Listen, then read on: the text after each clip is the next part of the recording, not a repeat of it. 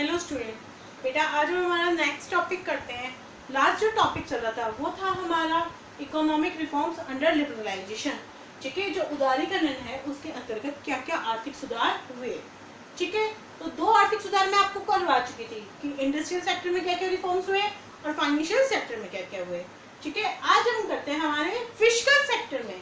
ठीक है, मतलब जो राजकोषीय थे उसमें क्या क्या सुधार हुए। फिस्कल जो है हमारा फिस्कल रिफॉर्म्स जो है वो किससे रिलेटेड है, रिवेन्यू और revenue and expenditure of the government से। ठीक है, फ्रॉम किससे, revenue and expenditure of the government से। ठीक है, इसके लिए tax reforms are the principal component of fiscal reform. ठीक है, फिस्कल रिफॉर्म में सबसे ज्यादा सुधार किस में हुए, टैक्स रिफॉर्म्स में। ठीक है, टैक्स जो होता है वो हमारा कितने टाइप का होता है, two, direct taxes and the indirect taxes. ठीक है, डायरेक्ट टैक्स क्या होता है बेटा, direct tax are those taxes, ठीक है, which can be levied on that person that is the who paid. ठीक है, कह रहे हैं जो डायरेक्ट टैक्स होते हैं वो टैक्स होते हैं जिस पे लगाया जाए वही उसको क्या करेगा, पे करेगा। इसके जो बर्डन है, डायरेक्ट टैक्स का जो बर्डन है, the burden of the direct tax can not be shift to the others. ठीक है, डायरेक्ट टैक्स का जो बर्डन है वो हम किसी और पे शिफ्ट नहीं कर सकते हैं। ठीक है, फॉर एन एग्जांपल, इसका अगर हम एग्जांपल लें, डायरेक्ट टैक्स का example is the income tax.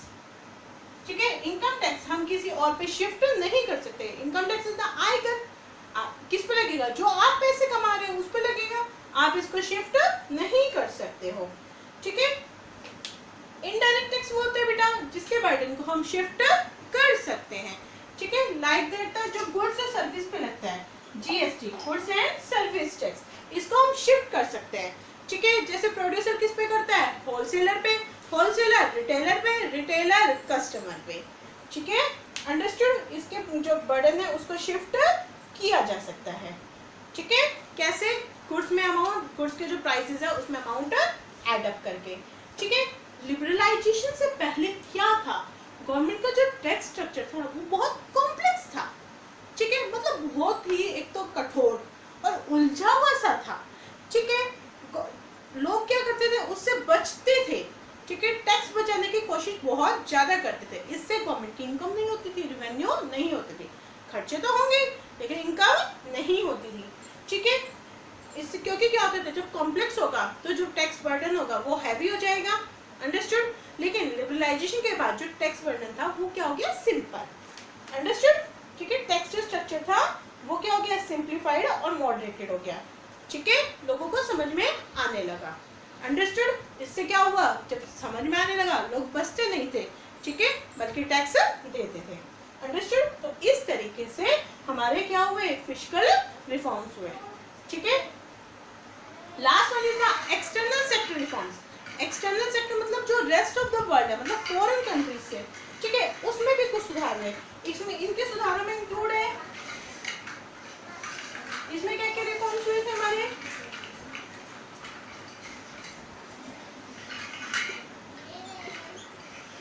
Foreign exchange reforms. ठीक है, और दूसरा जो सुधार हुआ था वो हुआ था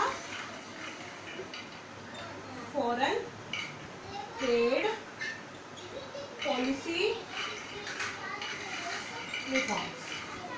ठीक है, एक्सटर्नल सेक्टर में दो तरह के सुधार हुए थे। ठीक है, two types reforms, foreign exchange reform और फॉरेन ट्रेड पॉलिसी रिफॉर्म। ठीक है, फॉरेन एक्सचेंज रिफॉर्म है, ठीक है, वो कब हुए थे, 1991 में हुए थे। कैसे, डीवैल्यूएशन करके, डीवैल्यूएशन करके, किसका, इंडियन रूपी का। गवर्नमेंट ने क्या किया, जो हमारी इंडियन रूपी थी उसका डीवैल्यूएशन कर दिया। ठीक है, इससे क्या हुआ, डीवैल्यूएशन का क्या इफेक्ट पड़ा, हमारी जो वैल्यू थी मनी मार्केट में, ठीक है, वो क्या हो गई, डाउन हो गई। ठीक है, फॉरेन जो मनी मार्केट है उसमें डाउन हो गई। इट मींस अब हमारे क्या होगा, अगर in comparison to US dollar, अगर क्या था, अगर हम ये एग्जांपल लेके चले कि पहले क्या होता था, $1 के बदले में 50 रुपए मिलते थे, तो डीवैल्यूएशन से क्या हुआ, सामने वाले को अब $1 के बदले में 60 रुपए मिलने लगा है। इसका इफेक्ट क्या पड़ा कि अब वो हमारे यहाँ से पहले 50 रुपए का सामान खरीद सकता था, अब उसका तो 1 रुपया, उससे हमारे यहाँ के गुड्स कितने गए 60 रुपीज की।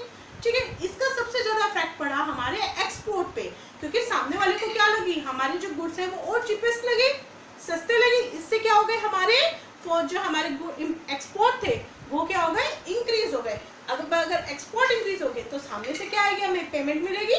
तो इससे इसका इफेक्ट क्या पड़ा, फॉरेन जो एक्सचेंज थे वो बढ़ गए। ठीक है, समझ में आ गया बेटा, फॉरेन एक्सचेंज क्या हो गए, बढ़ गए। ठीक है, उसके बाद फ्री छोड़ दिया गया मार्केट फोर्सेस के ऊपर कि रुपए की क्या वैल्यू होगी।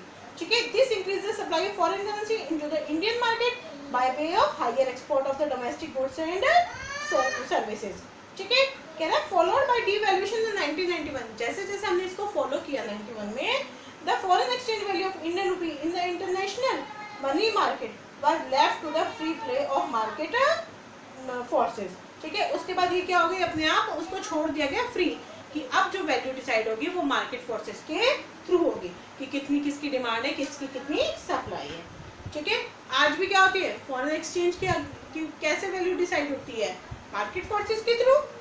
ठीक है, समझ में आ गया कि फॉरेन एक्सचेंज में क्या क्या सुधार हुए। Next one is foreign trade policy में क्या रिफॉर्म्स हुए। देखो, मैंने आपको बताया था बहुत तरह के रिस्ट्रिक्शन लगा रखे थे। ठीक है, हम 1991 से पहले किस पे ध्यान देते थे, इंपोर्ट सब्स्टिट्यूशन से, एक्सपोर्ट प्रमोशन की तरफ ध्यान नहीं दिया जाता था। लेकिन लिबरलाइजेशन के थ्रू एक्सटर्नल रिफॉर्म क्या हुए, एक्सपोर्ट प्रमोशन की तरफ, कि आप इंपोर्ट सब्स्टिट्यूशन पर ध्यान नहीं दो, आप एक्सपोर्ट प्रमोशन दो। ठीक है, मतलब आप गुड्स जो हमारे यहाँ सरप्लस होता है उसको दूसरे देशों में क्या करो, एक्सपोर्ट करो। ठीक है, समझ में आ गया। जितने भी टैरिफ रिस्ट्रिक्शन थे उनको खत्म किया गया, उनको मॉडरेट किया गया। ठीक है, बहुत से आइटम पे इंपोर्ट एक्सपोर्ट पे रिस्ट्रिक्शंस को हटा लिया गया। ठीक है, और दूसरा जो हमारी डोमेस्टिक इंडस्ट्रीज को प्रोटेक्ट किया हुआ था उनको भी हटाया गया। ठीक है, कैसे, अब बोला गया सर्वाइवल ऑफ द फाइटेस्ट। ठीक है, कि अपने आप जियो, फाइट करो और जियो। ठीक है, market competition had replaced the policy of Kota's and tariff. Market competition किया गया, पहले जो बचाया गया था उसको हटा दिया गया। ठीक है, समझ में आएगा, क्योंकि देखो जितना हम कंपटीशन में आएंगे, कंपटीशन में क्या करते हैं, कंपटीशन है तो हम मेहनत उतनी ही करते हैं। ठीक है, समझ में आया। तो इससे क्या होगा, हमारी जो क्वालिटी है वो भी क्या होगी, इंक्रीज होगी। तो इस तरीके से हमारे क्या हुए, एक्सटर्नल सेक्टर में भी रिफॉर्म्स हुए। ठीक है, समझ में आया कि हमारा जो लिबरलाइजेशन है उसके अंतर्गत 4 तरह के सुधार हुए, industrial sector reforms, financial sector reforms, fiscal reforms और एक्सटर्नल सेक्टर रिफॉर्म। ठीक है, इंडस्ट्रियल सेक्टर में क्या क्या रिफॉर्म हुए, लाइसेंस खत्म किया गया। ठीक है, डी रिजर्वेशन खत्म किया गया रिस्ट्रिक्टेड एरियाज का। ठीक है, और क्या, कोटा जो था कॉन्ट्रैक्शन किया गया पब्लिक सेक्टर का, हम फ्री छोड़ दिया गया कि इंपोर्ट कर सकते हैं कैपिटल गुड्स का। ठीक है, समझ गया। और प्रोडक्शन कैपेसिटी जो बाउंडेड थी कि हम इससे ज़्यादा काम नहीं कर सकते, उसका भी एक्सपेंशन किया गया। ठीक है, फाइनेंशियल सेक्टर में क्या किया गया, बहुत सारे इंस्टीट्यूशनल और नॉन बैंकिंग इंस्टीट्यूशंस आए। ठीक है, जो हमारा आरबीआई का रोल था वो चेंज हो गया, पहले कंट्रोलर था, अब क्या बन गया, फैसिलिटेटर बन गया। Understood. Next one is fiscal reform के, गवर्नमेंट की फिस्कल रिफॉर्म में मतलब किसमें किया गया, रेवेन्यू एंड एक्सपेंडिचर में। रेवेन्यू का main source is the tax. ठीक है, टैक्स में क्या गया, पहले जो टैक्स स्ट्रक्चर था वो बहुत कॉम्प्लेक्स था। ठीक है, इससे क्या होता था, बर्डन लोगों पे बहुत ज़्यादा आता था, इसलिए लोग उससे बचते थे। ठीक है, लेकिन अब उसको मॉडरेट किया गया, सिंप्लीफाइड किया गया। ठीक है, एंड लास्ट वन इज हमारे कौन सा क्षेत्र है, एक्सटर्नल, मतलब डोमेस्टिक हो गया, उसको छोड़ के जो एक्सटर्नल सेक्टर थे, एक्सटर्नल सेक्टर में भी सुधार किए गए, फॉरेन एक्सचेंज रिफॉर्म और foreign trade policy reform. Foreign exchange में क्या किया गया, डीवैल्यूएशन किया सबसे पहले, कि हमारी जो मनी थी उसका डीवैल्यूएशन किया गया। इससे डीवैल्यूएशन से क्या इफेक्ट पड़ा, हमारा जो एक्सपोर्ट था वो बढ़ गया, एक्सपोर्ट बढ़ने से हमारा फॉरेन एक्सचेंज भी क्या हुआ, इंक्रीज हुआ। ठीक है, और दूसरा जितने भी रिस्ट्रिक्शन लगा रखे थे